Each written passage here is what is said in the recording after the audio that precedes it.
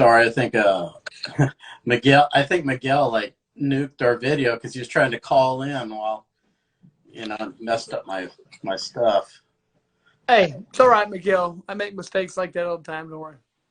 because he was I'm, calling me on my Instagram. I think messed the video up. Same thing would happen to me, I'm sure. So I gotta get Mike back in here. Yeah, I'm sure he'll be ready in a minute. So I remember he was talking about Felice Harry, and that's the last thing I saw from him. So. Yeah, he was kind of, and I talked to Mike about this offline. Was he had kind of made a statement, and he made it while he was talking to us, which was that Dave Feldman is kind of in the driver's seat, and I wanted him to expand a little bit more on that. Sure. Why he felt that way. But maybe you could talk about that a little bit, because he was saying there's a lot of UFC fighters that are unhappy. And it seems like Dave Feldman's just signing people, Well, here's the thing, the way I see it, there's a lot of positives. If you're a true fighter, I was asked about bare knuckle, and I think the true fighters are isolated. If they would do bare knuckle, I'm the same way. So that's why I had to come out of retirement to do it a couple times. And, you got these fighters who, man, it's not for nothing, man. When you train to fight all the time, it is so hard on your body. I mean, the grappling, the wrestling, the jiu-jitsu, the stand-up, doing all that together. When you get older and you've been through 50 camps and you just go, all I have to do is a stand-up, not only the stand-up, all I have to do is these, so much easier on your body, so much easier on your head, on everything, just mentally, physically, so much better. So you have a lot of fighters who still have gas left in the tank, still want to fight. And finally, somebody's given them that option. Hey, I'll give you this. And they're paying you well to do it. So Feldman is in the driver's seat. You have a lot of people who actually are hardcore fighters and they want to fight and they still have something left in the tank. This is not as hard on your body and it pays well. I'm not seeing what there's not to like. So, yeah, I think he's given fighters a huge, option that haven't had that option. So how's he not in the driver's seat? You have the golden ticket that everybody wants. Right, and I'm getting Mike back on here in a moment. But, Okay. So in a way, is it that Feldman has an advantage that maybe, UFC doesn't have? Because like you were talking about, where they don't really have to focus on everything anymore. And maybe even contractually, it's a little bit easier to get fights. I mean, the UFC has a huge advantage. Usually, I mean, they have the unlimited budget, the best organization in the world. Everybody wants to be part of, so they have that. I mean, but a lot of people have already been there fighting and aren't just there to make a name off themselves because they've already done that, dude.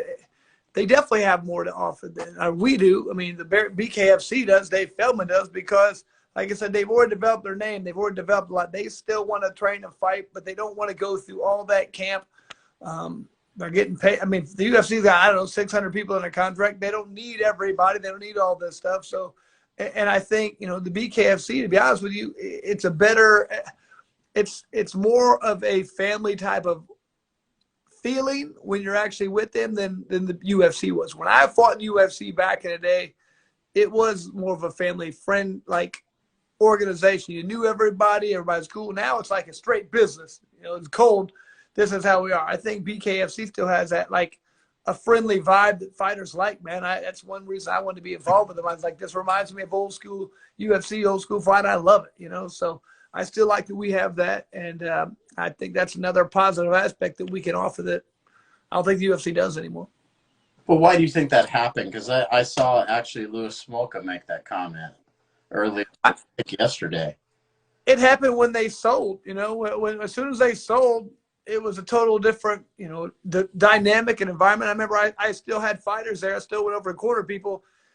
I remember talking to one guy. I was in the van, and he said, man, half our department got let go. He said they all got emails. One guy showed up. He didn't check his email that week, and they go, what are you doing here? He's like, what do you mean? And they pulled him outside, and he got let go. He said, when you get rid of half the people, I mean, I don't know hardly anybody in that organization at all, and I fought there for a long time. I knew all the people there, I felt like, and then you just don't know anybody. It's just, it became, and the Fertittas were a big part. Like, they knew the fighters, they hung out, they talked. That's over. Now it's all, it is a business. It's not, like a local homegrown organization. That's gone now. So it's just when the personnel changes, the dynamics change, it's just a different organization. And you can't be that big like that and still have that family friendly feeling that was there. And bare knuckle's still small enough. We still have that. Yeah. I'm wondering, like, you're talking about how you're coming up in the organization and then it changes. That's something that you feel like fighters pay a lot of attention to, is kind of almost like the atmosphere at a job? Absolutely. I mean, the positive thing with, I think maybe the money went up. So fighters are always desperate. Fighters need money. They have to have that. But I think they lost an element. They lost something. And if you already have the money, I think you kind of do want that, that feel of, man. I mean, I remember when we'd have fights, I always tell the fighters at BKFC right now, after the main event's over, after people go back to the hotel, people will be hanging out in the lobby, having some beers, hanging out and laughing. I'm like, man, you guys better enjoy this because it won't be here in 5 years. Like, what do you mean? I'm like, this will be too big.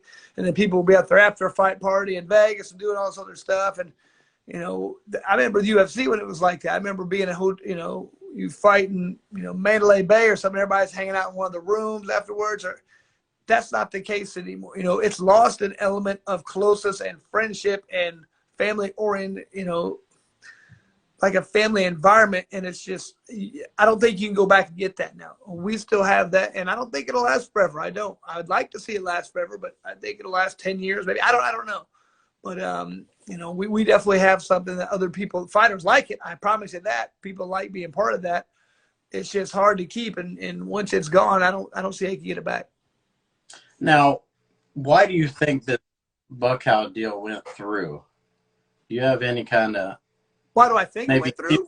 Yeah, because like I was saying, you said Dave's not really like a hardcore like we were. I was watching Buckhow when I lived in Japan. I was watching him compete a lot. Why this happened? I know. I guarantee, because Dave went out and said, who's the best, most notable guy that they have and doing Muay Thai in Thailand. They told him, and he said, all right, I got to get him. But what do we need to do to make this happen? And, when Dave wants that to happen and he thinks it's going to help grow the business, and he thinks it's going to help, bring eyeballs to what we're doing. Because I'm telling you, when people see what we're doing, they love it. You just have to get the eyeballs on there. So I think he said, if this is what I have to do to get eyeballs in here, I'm going to make this happen. And he's not going to stop until he does it, and he got it done. So whatever it takes to make people see us, because I know I've talked to him about it. He's a believer. I'm a believer. The more eyes you get on this, the faster it's going to grow. I don't see people who are like, that was all right. People are like, man, I want to see that again.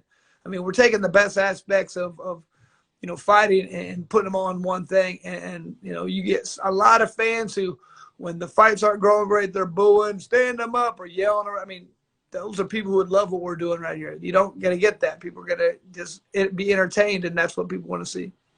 I mean, Bare Knuckle was doing some stuff in Thailand, weren't they? Oh, yeah. We put on 2 Thailand fights. Now, you weren't at those, right? No, but I did the commentary for the last one via satellite. So, I mean, I was able to watch them. And they put on some good fights. They bought in. That's what we're doing. It looks just like what we got going on. It's very good. It's just we're going to start trying to do them from other locations like that to try and help the sport grow. Doesn't make sense we did them back-to-back days. We had one for us in Orlando, and the next morning we were in Thailand. So it's just like, we can't fly all over the place, and Thailand's kind of far. So we're just like, man, we'll just do this via satellite, but it worked out well. Now, we're talking about like Buckhow coming in, and Bare Knuckle you can kind of hold and hit. I would think someone like him might have some big advantages from his Thai background. Yeah, I mean, we always talk about that when me and Sean Wheelock are doing the commentary, man. You got a Muay Thai background. Absolutely. You know how to hold. You know how to hit in there. You know how to throw little inside punches and dirty boxing. We always talk if somebody has a Muay Thai background, we say we feel like they have the advantage when it comes to the clinch. So I think he's going to have he's definitely going to have a leg up on that. Now, is it going to be able to utilize all the time? I'm not sure. I mean, people are going to say he's going to have disadvantages because he's a very good kicker. So he can't utilize those kicks now. So it's going to be a little bit different. But, man, in that clinch, you think he'd have to have a pretty good advantage. Yeah, I mean, I just find it kind of fascinating that they were able to sign him kind of out of nowhere. When you watch those Thai fights, when you watch the one in Thailand, did you see some of the Thailand's fighting or some of the Thais fighting with, kind of some of the plum techniques and things like that, or no? Um, a little bit, but I mean, this isn't Muay Thai at all. I mean, it has an element in it, but it wasn't like they were using that exclusively. I saw some really, I mean, people are learning this is a unique sport. It's a sport of its own. And if you don't respect that, you're going to have some problems because you're going to, if you go in there thinking this is a boxing match or a kickboxing match, you're going to suffer. And I think a lot of people understand that and recognize it, and they're treating it like, hey, this is a different sport. I don't know who told them that, who explained that to them, but somebody did, because they didn't. I've seen guys come in and think it's boxing, and they didn't look good. These guys came in and felt like, I'm not going to come in here and just clinch or worry about kicks. I mean, they came in bare knuckle fought. It was great. Now, we kind of talk about this signing, but you know how you had Chad Mendez, Felice Herring, some of these other people. I think from fans looking outside in, they think, oh, well, these are ex-MMA fighters who were unpopular in the UFC, and now they're going to bare knuckle because they don't have options. But is that really true in your eyes, or no? Maybe at some point, but at some point, absolutely not. I mean, there's other people who could continue fighting in the UFC if they want. I'm telling you,